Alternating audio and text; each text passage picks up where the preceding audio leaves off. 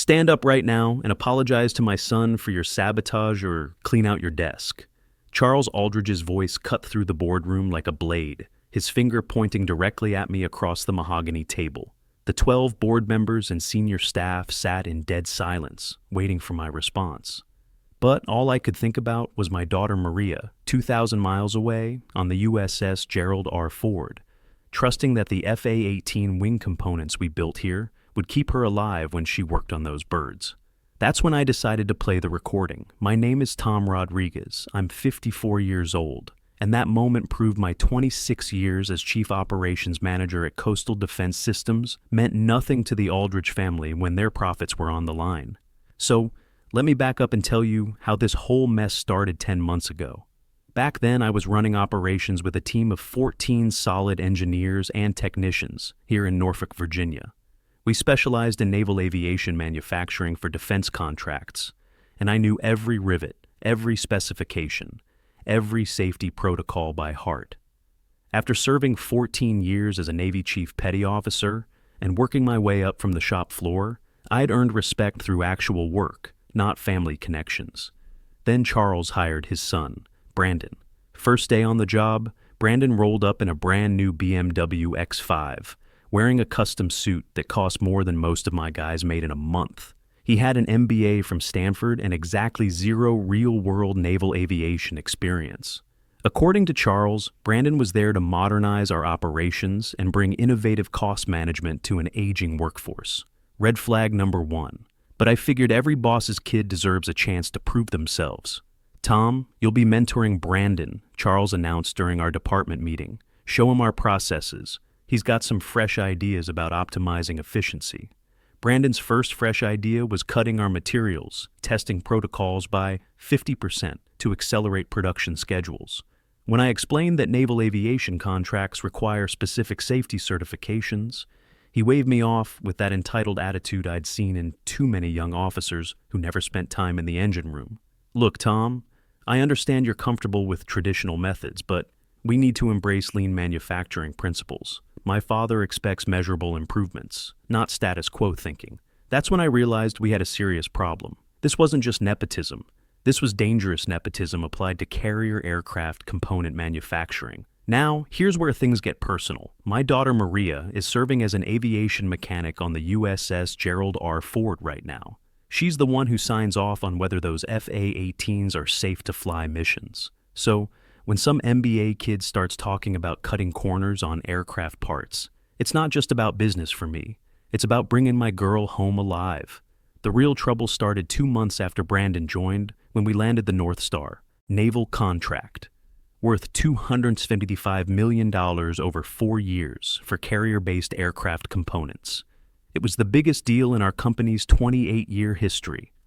The contract specified manufacturing wing structural components using titanium grade 5 with specific heat treatment requirements and stress testing standards that had kept Navy pilots alive for decades.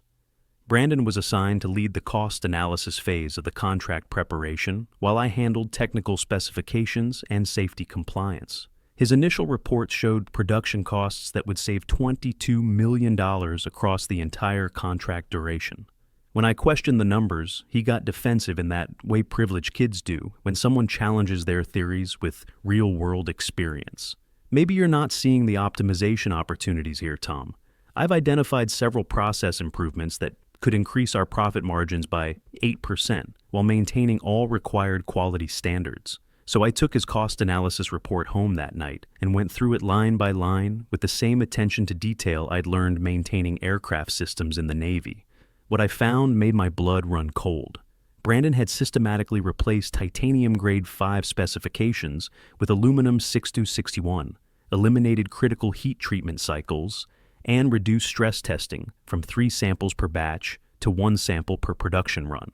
These weren't optimizations, they were fundamental alterations that would produce wing components 65% weaker than contract requirements. In the salt air environment of carrier operations, those aluminum components would corrode and fail within months instead of lasting decades like proper titanium. Brandon, these changes violate basic metallurgy principles, I told him the next morning. Aluminum alloy can't provide the stress resistance that titanium delivers in carrier environments. Plus, saltwater corrosion will eat through aluminum components in 6 months. Pilots will die if this equipment fails during flight operations. That's your interpretation, Mike. My analysis shows aluminum can meet performance requirements at significant cost savings. My father agrees we need to think strategically about profit margins in this competitive market. I scheduled an emergency meeting with Charles that afternoon. Tom, I appreciate your concerns, but Brandon has identified legitimate opportunities for improvement. His cost projections show we can increase profit margins significantly while meeting all federal technical specifications. I spread the engineering reports across his mahogany desk, pointing to the specific changes that would compromise equipment integrity. Charles, these aren't improvements. These are material substitutions that will fail Navy inspection and violate federal contract terms. We'll face criminal fraud charges if we submit equipment that doesn't match approved specifications. Charles leaned back in his expensive leather chair with the confidence of someone who'd never had to worry about consequences. I think you're being overly conservative, Tom. Brandon has advanced business training from one of the top MBA programs in the country. He understands strategic optimization better than traditional engineering approaches. Look, Charles, I don't care what school he went to or how much that degree cost. Aluminum melts at 12 to 20 degrees while titanium maintains structural integrity until 3,000 degrees. The tensile strength of grade 5 titanium is 130,000 psi. Aluminum 6061 tops out at 45,000 psi. No MBA program changes basic physics or the laws of metallurgy. Charles's expression hardened into the cold stare of a man who wasn't used to being challenged by his employees. Tom, I'm going to say this once. Brandon represents the future direction of this company. If you can't adapt to new methodologies, then perhaps it's time to consider whether you're the right fit for our evolving organization. The threat was crystal clear.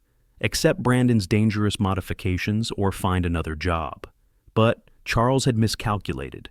You don't survive 14 years in the Navy and 26 years in defense contracting without learning how to fight battles that matter.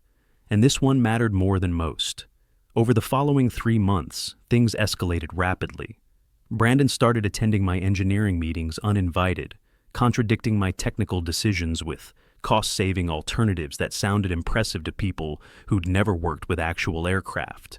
He'd send emails to our Pentagon procurement contacts with revised specifications, copying me as if I'd approved the changes. When federal inspectors asked technical questions during site visits, Brandon would defer to me with a smile, then later blame any confusion on my unclear communication style. The kid was setting me up, and he was learning fast from his old man. 3 of my best engineers, Tony Castellano, James Martinez, and Paul Manning, requested transfers to other departments. These weren't guys who scared easily. Tony was a former Navy machinist like me, James had 15 years with Lockheed before joining us, and Paul had worked on the original FA-18 development program. But Brandon had made it clear that association with resistant personnel would impact their career advancement opportunities at Coastal Defense Systems. My team shrank from 14 engineers to 11, while Brandon's influence expanded throughout the organization. Charles made sure everyone knew his son was being groomed for leadership, and smart people started paying attention to which way the wind was blowing. The breaking point came during preparation for the major Navy compliance review scheduled for November 15th. This wasn't just a routine inspection. The Navy was conducting comprehensive audits of all major contractors after some quality issues with another supplier had caused a carrier to lose 2 aircraft in the Persian Gulf. They weren't taking chances with safety anymore. I'd spent 2 weeks documenting why Brandon's material. Substitutions would compromise safety and violate contract specifications. Every calculation, every stress analysis, every corrosion study pointed to the same conclusion. Aluminum components would fail catastrophically in carrier environments, probably within the first year of deployment. The night before our presentation, I was working late in my office when I heard voices from the main conference room down the hall. Charles and Brandon were supposed to be at some corporate dinner, but there they were, going over tomorrow's strategy. Dad, what happens if the Navy asks technical questions I can't answer tomorrow? Don't worry, Brandon. I've already briefed the procurement team that Tom has been resistant to efficiency improvements. If there are any technical issues during the presentation, we'll frame them as his failure to provide adequate documentation support. I stopped outside the conference room door and quietly activated my phone's recording function. After 26 years dealing with corporate politics, I'd learned to always have backup plans. But what if they want to see the original engineering specifications? Brandon's voice carried that nervous edge you hear in young officers before their first real mission. Brandon's original specifications reflect outdated, overly conservative approaches that would make us non-competitive in the current market. Your analysis demonstrates we can meet all critical requirements while improving profitability. Trust me, after tomorrow's presentation, you'll be leading this entire department. That conversation changed everything. This wasn't incompetence or even standard corporate nepotism. This was deliberate fraud, and they were planning to destroy my career to cover their tracks. But I'd been in tougher spots during my Navy years, and I knew the value of good intelligence before engaging the enemy. I started documenting everything the next morning, every email, every meeting, every conversation. I kept backup copies of all original engineering reports and compared them with Brandon's modified versions. The differences were staggering. He'd systematically altered specifications across 19 different contract items, eliminated crucial safety tests, and reduced inspection requirements that had been developed through decades of hard-learned lessons. The most dangerous change involved the wing structural components. My original specifications called for titanium grade 5 with Rockwell hardness of 2832 HRC after proper heat treatment cycles.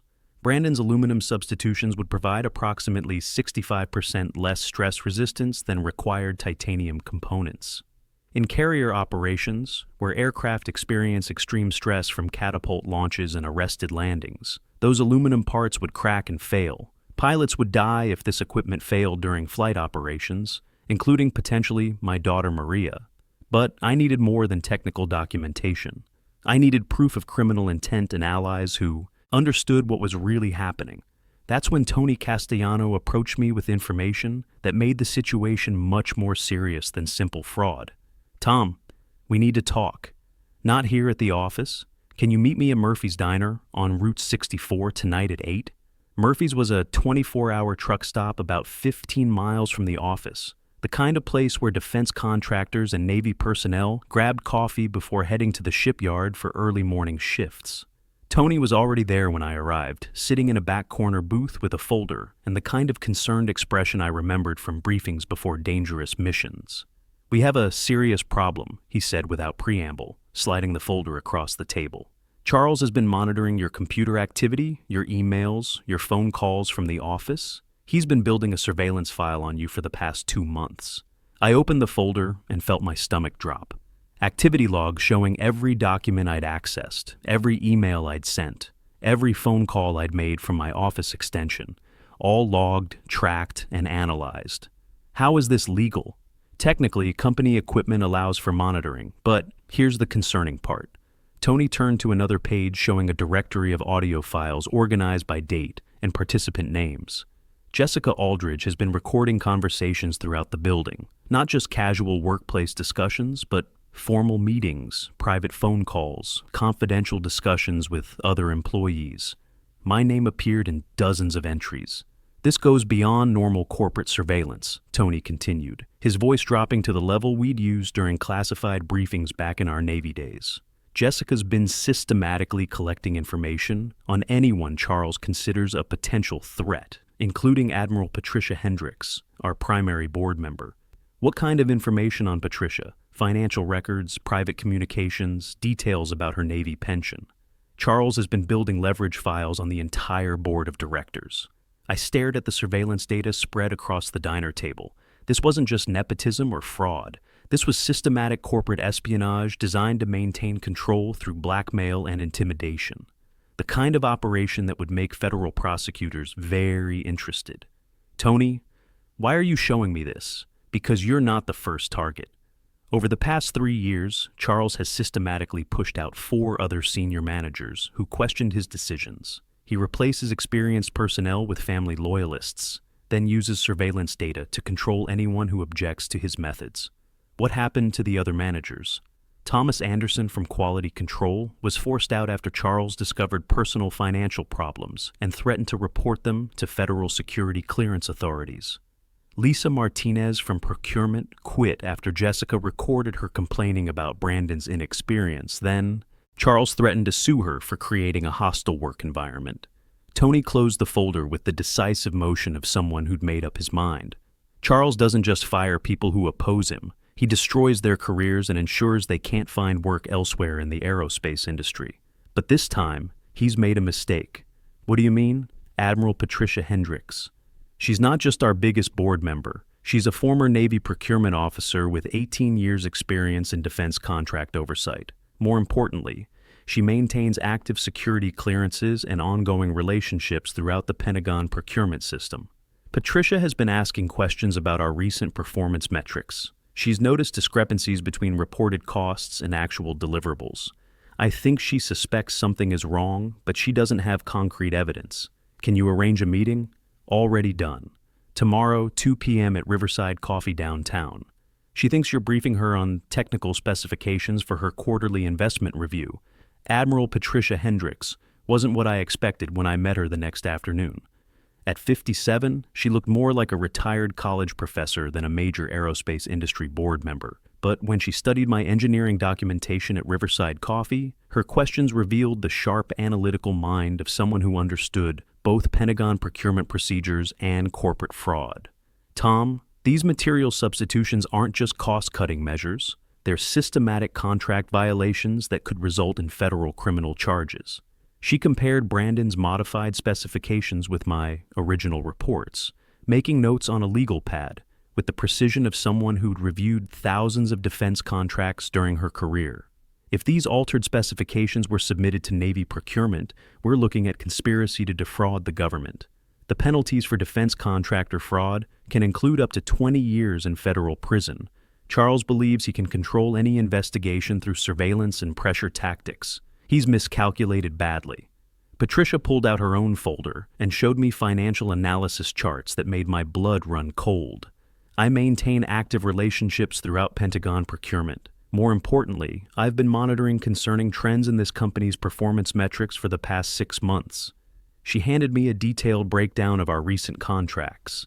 Delivery schedules have slipped 23% since Brandon joined the organization. Quality control reports show increasing deviation from contract specifications across multiple programs. Most troubling, our profit margins have increased dramatically, while our actual material costs should be rising due to inflation. You think Charles has been manipulating financial reports beyond just the North Star contract? I think this fraud extends much deeper than material substitutions on a single contract. She pointed to specific numbers that showed impossible cost reductions. These efficiency improvements supposedly saved $22 million across 6 different Pentagon contracts over the past 8 months. That level of cost reduction is impossible without compromising quality or violating safety specifications. The numbers were damning. No legitimate engineering improvements could generate those savings without fundamental changes to materials, processes, or safety protocols that would require extensive testing and federal approval. Patricia, what do you need from me? Complete documentation of all specification changes, recorded evidence of criminal intent, and testimony from other employees who've witnessed this fraud. Can you provide those? I have recorded conversations between Charles and Brandon, planning to blame me for their specification violations. Tony has documented their surveillance operation and can testify about the pattern of forcing out competent managers. But we'll need more than just our word against theirs. Leave that to me. I have contacts who can arrange for an unannounced Navy compliance audit. But we need to be prepared for Charles's counterattack when he realizes what's happening. That's when Patricia explained Charles's leverage strategy in detail. He'd been collecting compromising information on board members, investors, and senior staff for years. Financial difficulties, personal problems, professional disputes, anything that could be used for blackmail or character assassination. He has files on everyone, including me. Financial records from my divorce settlement. Details about my consulting contracts with other defense firms. Even personal communications with Pentagon contacts. Charles is prepared to destroy anyone who threatens his operation. Then, how do we stop him? We get federal authorities involved before he can deploy his blackmail files. Once criminal investigators start asking questions, Charles's leverage becomes worthless. He can't blackmail federal agents or intimidate DCIS investigators. Patricia's plan was straightforward, but required precise timing. She'd contact her Pentagon procurement contacts and request an immediate compliance audit of the North Star contract. Federal investigators would discover the specification violations and demand explanations. When Charles tried to blame me, we'd present evidence that destroyed their credibility completely. The timing was critical. Charles planned to announce Brandon's promotion to Chief Engineering Officer at next Tuesday's board meeting. That's when he'd also announce my reassignment to advisory status, which was corporate speak for forced retirement with reduced benefits. Let him make his move. Let Brandon present his fraudulent specifications in front of the entire board and our federal auditors. Then we'll present evidence that destroys their credibility completely and puts them in federal prison where they belong. I spent the weekend preparing for what would either be vindication or the end of my career. Tony provided copies of all surveillance logs and audio recordings Jessica had collected illegally. I compiled side-by-side comparisons of original specifications versus Brandon's modifications for all 19 affected contract items. Most damaging was the recording of Charles and Brandon planning to frame me for their specification violations. Monday morning arrived with unusual tension in the air. Charles seemed unusually confident, spending the day meeting privately with board members and presumably building support for Brandon's promotion. Jessica shadowed me constantly, attending meetings I hadn't invited her to, and taking notes on every conversation. Around 3 p.m., Jessica approached me with her practiced fake smile. "Tom, my grandfather wants to see you in his office. He mentioned something about finalizing transition plans for tomorrow's announcement." I walked into Charles's office to find him sitting with Brandon and a man I didn't recognize wearing a DCIS identification badge. "Tom, this is Inspector Williams from Defense Criminal Investigative Service. He has some questions about our North Star contract specifications." My heart pounded, but I kept my expression neutral. This wasn't part of Patricia's plan. The audit wasn't supposed to start until after Tuesday's board meeting. Inspector Williams pulled out a folder containing documents I recognized immediately. "Mr. Rodriguez, we've received reports of potential specification irregularities in your North Star contract submissions. Several items don't match our original procurement requirements. Can you explain these discrepancies?" I looked at the documents spread across Charles's desk. They were Brandon's modified specifications with my name listed as the reviewing engineer. "Inspector, I never approved these specifications. These modifications violate both Navy safety standards and federal contract requirements." Brandon jumped in immediately with rehearsed confidence. "Tom, we discussed these efficiency improvements in multiple engineering review meetings over the past several months. You signed off on all optimization measures after thorough analysis. That's completely false. I specifically documented why these modifications would compromise equipment integrity and pilot safety." Charles leaned forward with practiced concern. "Inspector Williams, I believe we have a serious communication breakdown here. Tom has been resistant to modernization efforts, and there seems to be confusion about which specifications represent our official engineering position." Inspector Williams looked between us carefully. "Who has final authority over engineering specifications in this company?" "Tom is our Chief Operations Manager," Charles said smoothly. "All technical decisions require his approval and signature. Perfect trap. Either I accepted responsibility for Brandon's dangerous modifications, or I appeared incompetent before a federal inspector."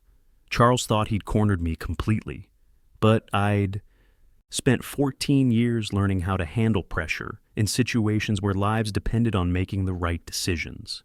"Inspector Williams, I'd like to request a formal review of all engineering documentation. I believe there have been unauthorized changes to approved specifications, and I have evidence that proves systematic fraud." Charles's expression flickered for just a moment. "Tom, I don't think that's necessary. We can resolve any misunderstandings internally through proper management channels." "Actually," Inspector Williams said, "given the nature of these contracts and the seriousness of these allegations, a formal review is exactly what federal regulations require." That's when I pulled out my phone and connected it to the conference room speakers. Charles's voice filled the room. Don't worry, Brandon. I've already briefed them that Tom has been resistant to efficiency improvements. If there are technical issues, we'll frame them as his failure to provide adequate support. Then Brandon's unmistakable voice. What if they want to see the original specifications? There are no original specifications. Tom's analysis was incomplete and overly conservative. Your cost optimization study represents our official engineering position. The room went completely silent. Charles stared at me with barely controlled rage while Brandon's face went pale. Those recordings are illegal and taken out of context, Charles said, his composure finally cracking. No, said a voice from the doorway. They're evidence of conspiracy to commit fraud. Inspector Williams stepped aside as two additional federal agents entered the room. We've completed our preliminary review of all documentation. Mr. Charles Aldridge, Mr. Brandon Aldridge, and Ms. Jessica Aldridge, you're under arrest for conspiracy to defraud the United States government. What happened next was swift and decisive. Federal agents secured all company computers and phones while reading the Aldridge family their rights. Charles and Brandon were handcuffed and escorted out in front of the entire office staff. Jessica collapsed in her chair, finally understanding that family connections couldn't protect her from federal prosecutors. The charges were serious: conspiracy to defraud the government, falsifying federal contract specifications, and violations of the False Claims Act. The potential penalties included up to 20 years in federal prison and millions in fines. Admiral Patricia approached me as the agents finished collecting evidence. The board will need immediate leadership for the engineering department. Are you interested in the position you should have had years ago? That evening, I made the most important phone call of my life. Dad? Maria's voice came through clearly, despite the satellite connection from the carrier. Hey, sweetheart. I wanted to let you know that the wing components you've been working on are going to be built right from now on. No more shortcuts, no more corner cutting. What do you mean? People here were trying to save money by using cheaper materials that would have failed in carrier operations. We stopped them today. Federal agents arrested them for fraud. There was a long pause. Dad, are you saying you potentially saved lives today? I'm saying I made sure my daughter and every other pilot out there can trust the equipment we build. That's what matters most. Thanks, Dad. I love you. 3 months later, I'm sitting in what used to be Charles's office as Senior Vice President of Engineering Operations. The North Star contract was renegotiated with proper materials and realistic safety margins. Our engineering team expanded from 11 to 19 engineers, all hired based on competence and integrity. Charles pled guilty to federal fraud charges and received 6 years in federal prison plus $8.5 million in fines. Brandon was banned from government contracting permanently. Jessica lost her security clearance and accepted probation in exchange for cooperation. Most importantly, we established a veteran preference hiring policy and implemented comprehensive worker protection protocols. No one can intimidate employees for doing the right thing anymore. Every time I sign off on a specification now, I think about Maria working on those FA-18s. The parts we build here might be the difference between her aircraft making it back to the carrier, safely or not. That's my story. Tom Rodriguez, Senior Vice President of Engineering Operations, Coastal Defense Systems. Still here, still fighting for quality over shortcuts, still making sure our equipment works when it matters most. Some lessons are worth the fight.